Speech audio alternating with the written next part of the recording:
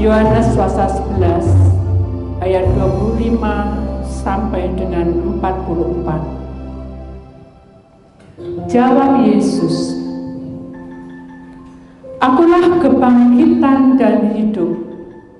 Barang siapa percaya kepadaku, ia akan hidup walaupun ia sudah mati. Dan setiap orang yang hidup dan yang percaya kepadaku tidak akan mati selama-lamanya. Percayalah engkau akan hal ini?" Jawab Marta, "Ya Tuhan, aku percaya bahwa engkaulah Mesias, Anak Allah, Dia yang akan datang ke dalam dunia." Dan sesudah berkata demikian, ia pergi memanggil saudaranya Maria dan berbisik kepadanya, "Guru ada di sana dan ia memanggil engkau." Mendengar itu, Maria segera bangkit lalu pergi mendapatkan Yesus. Tetapi waktu itu Yesus belum sampai ke dalam kampung itu, ia masih berada di tempat Marta menjumpai dia. Ketika orang-orang Yahudi yang bersama-sama dengan Maria di rumah itu untuk menghiburnya, melihat bahwa Maria segera bangkit dan pergi keluar, mereka mengikutnya karena mereka menyangka bahwa ia pergi ke kubur untuk merantap di situ. Setibanya Maria di tempat Yesus berada dan melihat dia, tersungkurlah ia di depan kakinya dan berkata kepadanya, "Tuhan, sekiranya engkau ada di sini, saudaraku pasti tidak mati." Ketika Yesus melihat Maria menangis dan juga orang-orang Yahudi yang datang bersama-sama dia, maka marsukulah hatinya, ia sangat terharu dan berkata, "Di manakah dia kamu baringkan?" Jawab mereka, "Tuhan, marilah dan lihatlah." Maka menangislah Yesus. Kata orang-orang Yahudi, "Lihatlah betapa kasihnya kepadanya." Tetapi beberapa orang di antaranya berkata, "Ia yang memelekkan mata orang buta, tidak sanggupkah ia bertindak sehingga orang ini tidak mati?" Maka marsakulah pula hati Yesus. Lalu ia pergi ke kubur itu. Kubur itu adalah sebuah gua yang ditutupi dengan batu. Kata Yesus, "Angkat batu itu." Marta, saudara orang yang meninggal itu, berkata kepadanya, "Tuhan, ia sudah berbau, sebab sudah 4 hari ia mati."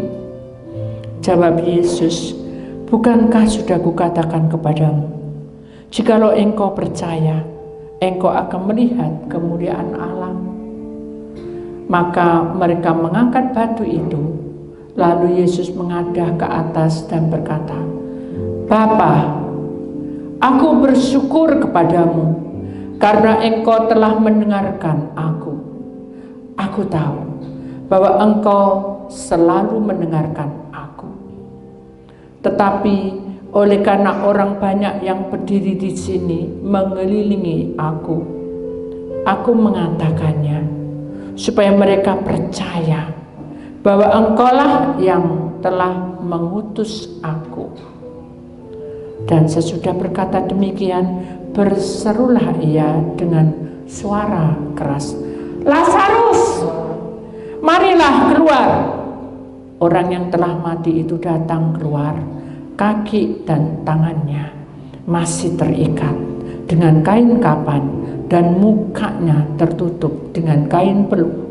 Kata Yesus kepada mereka, "Bukalah kain-kain itu dan biarkan ia pergi."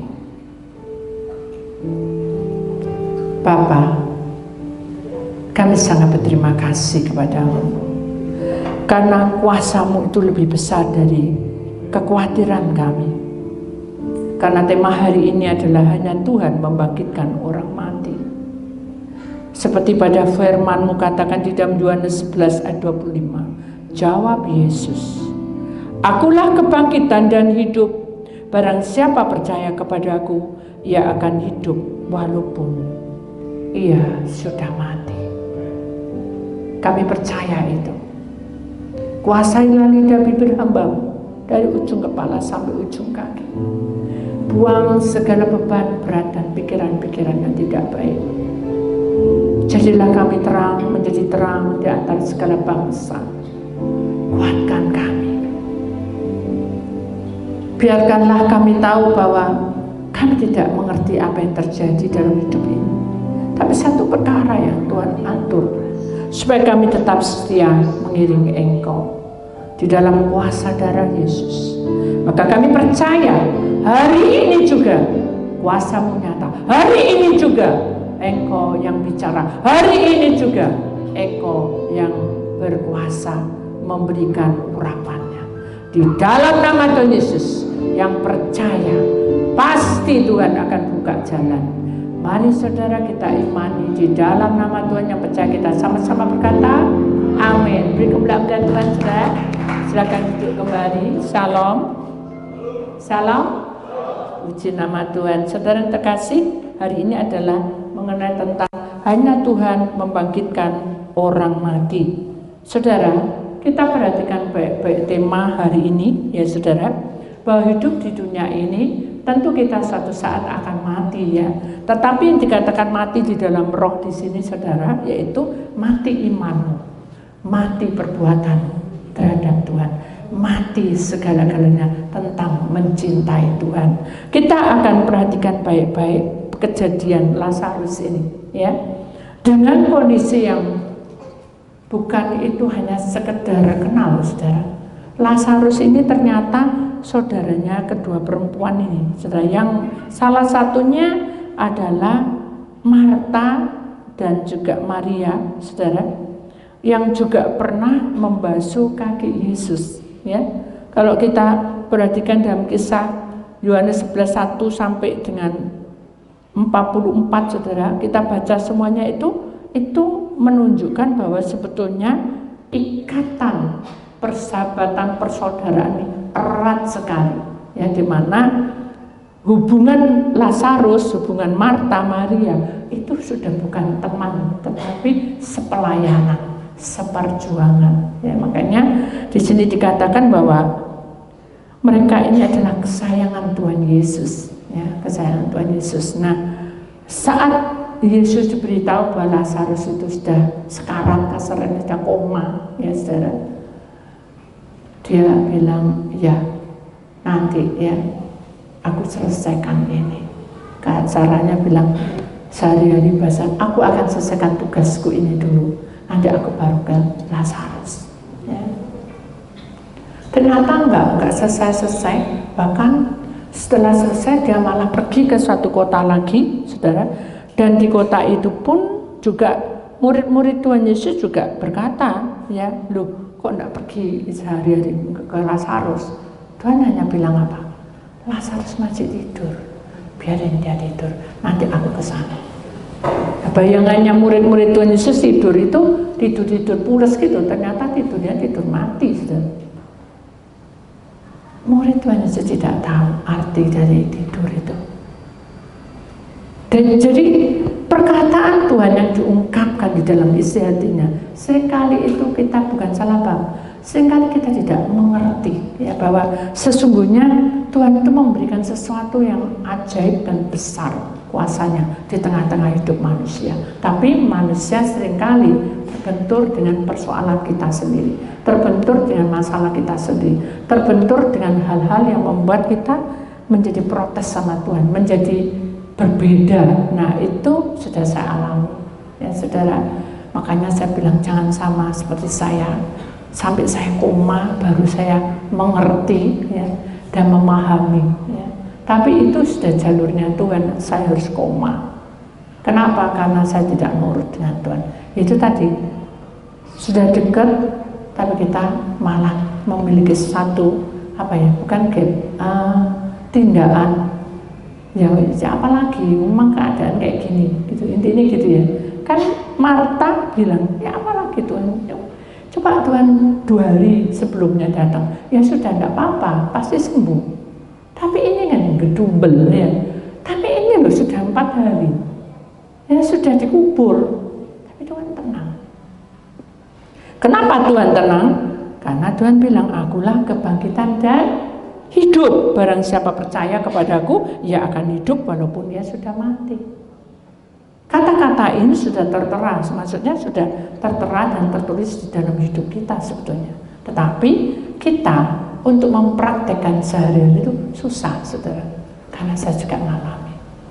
Orang yang percaya itu butuh apa ya? Bukan kalau pribadi, bukan sesuatu kuasa mujizat timpang bisa berjalan, itu tidak cukup. Tapi kita harus menjalaninya dengan proses yang tidak enak, menjadi kuasa Tuhan bekerja. Dari sinilah yang harus kita pahami bahwa Lazarus sudah mengalami hal itu. Apakah Lazarus tidak berdoa? Berdoa. Sudah benar doanya. Apakah Marta dan Maria tidak berdoa? Berdoa. Sudah benar. Tapi dalam perjalanan itu dia harus melewati mati. Kalau saya kan koma, Lazarus harus mati. Dikubur dulu. Tuhan Allah memberikan kuasa, kebesarannya, keajaibannya, kemuliaannya. Karena karena Allah tidak akan membiarkan kita bimbang hatinya. Ya. Lazarus tidak bimbang, karena sudah mati, dia percaya dia pasti masuk surga. Tapi kalau Maria dan Marta bukan bimbang, tapi hatinya mulai goyah. Ya. Lama-lama jadi bimbang, lama-lama jadi tidak iring Tuhan. Nah, ini yang harus kita terapkan. Tahun 2025, sudah masih ingat, sampai 2027 ada satu paceklik yang besar, dan kita tahu bahwa kita akan mengalami mati. Nah, orang yang menjalani ini harus bangkit. Kita akan dimatikan dengan keadaan kita. Kita akan dimatikan dengan posisi yang kita punyai. Dan itu menyakitkan sekali. Apakah kita sudah siap? Siap Bu, pokok ada Bu titik. Bukan gitu, saudara. Kalian siap karena kalian mau sendiri. Amin. Kalian mau karena keinginanmu untuk melekat pada Tuhan. Itu yang benar, bukan karena Bu titiknya.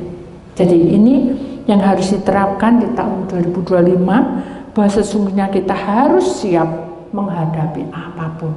Kenapa? Karena Tuhan berkata di tengah-tengah kita, ya, bahwa Thomas itu loh, yang namanya Didimus, dia bilang sama teman-temannya, mari kita pergi untuk mati bersama-sama, nanti biar dibangkit. Salah juga. Kenapa? Karena dia hanya melihat, tapi tidak mau ngerasain bagaimana penderitaan hidup ini. Orang yang mengikuti Yesus harus pikul salib. Tapi salibnya bukan salib seluruh dunia, salib kita punya.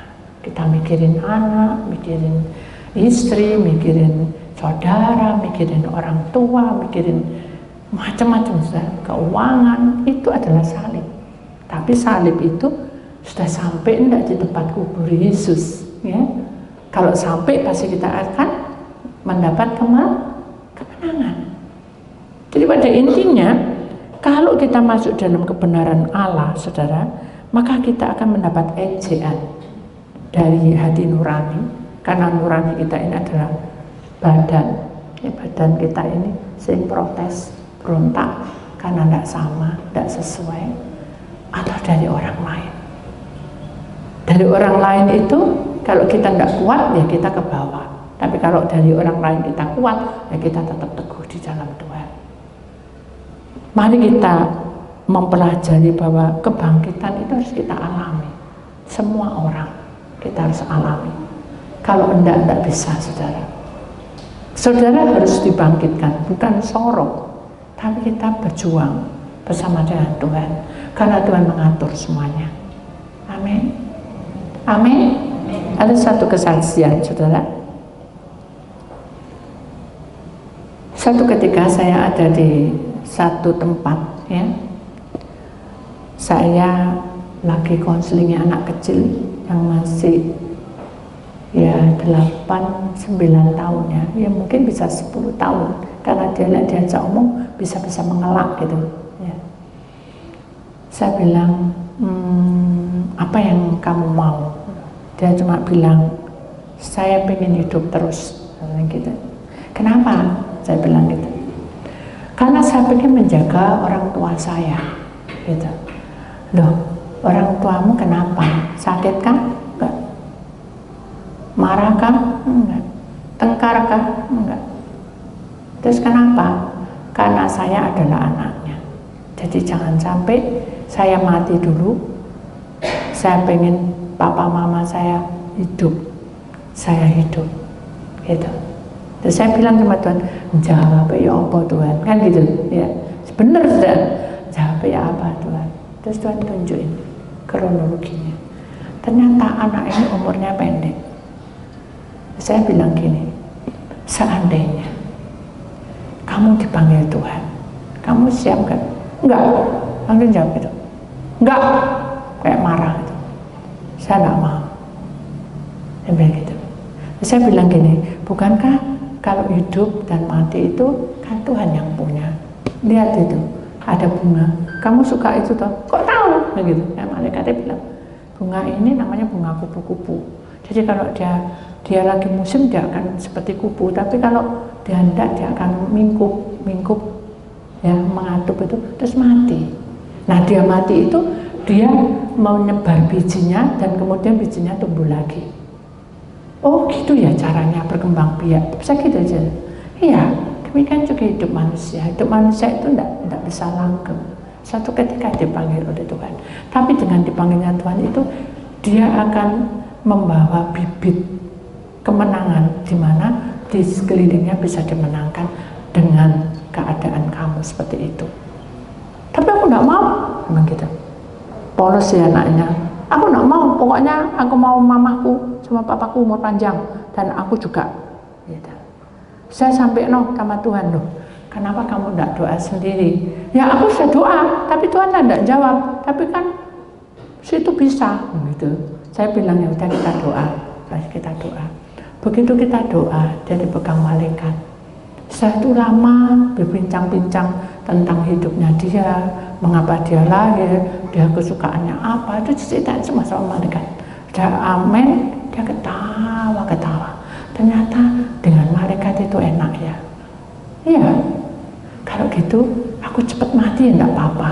Waduh Tuhan kok jadi serem gini, saya bilang gitu. Ya sudah, saya bilang enggak boleh bilang gitu, karena kamu masih hidup. Berserah aja sama Tuhan. Kita punya Tuhan. Ya wis, mumpung aku hidup ya, aku mau doain orang tuaku agar ada keselamatan. Dibuka lagi kronologi. Kita doa buat papa mama, dibuka kronologi. Papa itu suka minum-minum, suka mukul. Semua pegawai takut semua. Sedangkan kalau istrinya ini tidak berkutik, dia selalu menangis sepanjang hari. Lalu dibuka sama Tuhan. Ini ya apa Tuhan? Ya sudah, kamu selesai. Ya udah, kamu harus berdoa ini ya. Tuhan, kuduskan dan lemah lembutkan semua, baik saya, baik orang tua saya. Ya, akhirnya sudah kita pisah. Karena orang tuanya juga tidak kenal Tuhan. Dia dikenalin sama emaknya. Jadi saya doa, selesai saya pulang. Begitu 3 hari kemudian dia telepon saya. Emaknya itu, terus katanya anaknya mau ngomong, si siapa lupa saya. Akhirnya dia bilang, aku bermimpi. Katanya, mimpi apa? Aku ketemu sama malaikat kayak kemarin itu. Aku pengen sekali nyelamat papa sama mama. Bukan nyelamat, aku pengen mama papa juga masuk surga. Aku pengen sekali. Ya udah kita doa. Ya doa. Begitu kita doa, Tuhan tuh tunjukin sesuatu ya saudara. Bahwa di rumahnya dia itu ada peti mati. Dan peti mati itu terbuka, tapi di dalamnya itu tengkorak dan banyak ulet-uletnya. Dan saya kaget loh, Tuhan, vakum dalam itu hancurkan, tidak bisa hancur. Vakum, tidak bisa divakumkan. Berarti ini orang mati. Jadi gini saudara, kalau setan, ya dengarkan, kamu usir dengan darah Yesus atau vakum atau apapun, dia berhenti. Dia tidak akan ganggu kamu, kecuali memori kita jalan. Tapi kalau orang mati, buat di vakum sampai jengking, kita puasa sampai 100 hari, tidak akan bisa hilang. Itu orang mati. Jadi berarti ini ada orang mati yang di dalam rumah itu. Hanya saya berdoa, amin. boleh enggak saya kenal sama papa mamanya? Saya bilang sama maknya, udah kita doa aja ya, besok doa lagi ya, udah selesai. Maknya bilang, tak bilang, saya boleh enggak? Ya udah, ternyata papa mamanya datang ke tempat saya, ya di ibadah. Saya konseling, saya bilangin, apakah di rumah itu ada sesuatu? Maksudnya pernah ada yang meninggal itu? Oh ya, pernah. Meninggalnya bagaimana? Bunuh diri. Oh, terus ya sudah dikubur, tapi saya selalu bawa fotonya dan saya selalu di situ bicara dan saya merasa dia ada. Nah itu bukan dia, orang mati tidak bisa untuk omong-omong. Kamu itu salah jalannya, itu tidak boleh, itu berhala. Kalau kamu mau berdoa, ya berdoa sama Tuhan supaya rohnya naik ke tempat kemah perhentian. Udah tanya apa kemah perhentian, saya terangkan, itu kumpulan orang-orang mati yang dipilih oleh Tuhan. Nanti penghakiman seluruh dunia itu baru dipanggil satu-satu. Oh ya sudah, ya apa caranya? Hanya kita doa. Ternyata saudara, orang yang meninggal itu juga punya sesuatu seperti kayak jimat gitu. Jadi segini saja, kayak garpu. Dia masuk di tengah-tengah lambungnya. Jadi begitu kita lepaskan, naik, dia jatuh lagi, naik lagi, jatuh lagi. Kan saya juga tidak ngerti saudara. Kita doa, Tuhan, Engkau kebangkitan dan hidup. Saya percaya Yohanes 11:25 itu buat orang ini juga yang meninggal. Saya serahkan semua pada Tuhan. Tuhan buka semua, buka hanya. Ternyata memang ada sesuatu di sini, di lambungnya. Terus saya bilang, nah terus benda itu di mana? Enggak tahu, enggak tahu parah. Udah kita doa. Begitu doa ini berputar-putar. Jadi ketika kita tengging, setan itu keluar, berputar-putar. Mau serang siapapun yang ada di situ. Hanya kita doa dengan darah Yesus, kebangkitan Yesus menjadi bagian. Saya percaya. Kamu percaya? Percaya. Ayo kita doa sama-sama. Begitu itu muter-muter, pecah, hilang. Barulah orang yang mati itu dinaikkan ke kemah perhentian. Sudah, tidak ada sesuatu lagi. Semuanya dibongkar, hidup baru. Jadi Tuhan adalah kebangkitan dan hidup. Tapi kita harus ingat kebangkitan ini, saudara. Harus membuahkan hasil. Ya. Kita sebagai orang pilihan Allah, kadang kita mengalami banyak masalah di dalam dunia ini, tapi kita tidak boleh mati di dalam rohani. Kita tidak boleh mati di dalam percakapan dengan Tuhan. Itu penting sekali. Saya pernah bercakap-cakap dengan Tuhan, gak tahu bu, gak roh. Yo ibu bisa ngomong-ngomong. Saya nggak bilang ibu ngomong-ngomong, saudara. Saya bicara tentang bagaimana saudara bercakap-cakap dengan Tuhan. Dengan cara apa? Nyanyi, ya. Pujian Tuhan dengan segenap hati, segenap roh, segenap jiwa. Bukan hatimu, itu bercakap-cakap. Nah, terus Tuhan jawabnya apa? Itu bukan urusan kita. Yang penting adalah kita memuliakan nama Tuhan. Disitulah kita bercakap-cakap dengan Tuhan. Amin. Mau lakukan? Mau lakukan? Mau nih menteleng? Mau. Ragu-ragu kan? Ragu-ragu? Tidak boleh ragu-ragu. Kamu percaya dengan iman kamu silakan nyanyi memuji Tuhan, membesarkan nama Tuhan. Amin. Duduk persoalanmu itu di hadapan Tuhan bisa diatasi selama kita mengikuti jalur Tuhan. Kalau rusak pun, kalau Tuhan izinkan, pasti ada kuasa mujizat. Ini loh, Lazarus sudah jadi sudah bangkai asalnya, mayat. Tuhan pulihkan. Masakan kita tidak bisa dipulihkan? Pasti dipulihkan. Amin. Jadi jangan takut, jangan khawatir. Tuhan berkuasa atas hidup manusia. Amin. Kita sadari bahwa Tuhan itu beserta dengan kita. Dia tahu di tengah-tengah kita. Ya. Ada satu nyanyi mengatakan, kadang ku tak mengerti, ya, betul ya. Kadang ku tak mengerti jalan-jalanmu Tuhan. Bagi apa? Nah, tahu belantara yang kelam? Siapa yang tahu masa depan kita? Tidak tahu. Itu belantara yang kelam. Tetapi kita tetap percaya, pasti Tuhan akan menyempurnakan hidup kita. Itulah saudara firman Tuhan. Kita harus berterima kasih kepada Tuhan karena Tuhan sudah memberikan jalan solusi yang terbaik. Amin. Kita berjuang, jangan kita itu lemah, saudara. Karena Tuhan berkuasa, kenetesi kita ini miliknya. Kita buka hati kita, persembahkan hidupmu, persembahkan jiwamu, jiwa ragamu, persembahkan, karena kita tidak memiliki harta. Oh bernama, kita tidak memiliki harta, kekayaan, karena Tuhan yang punya. Amin.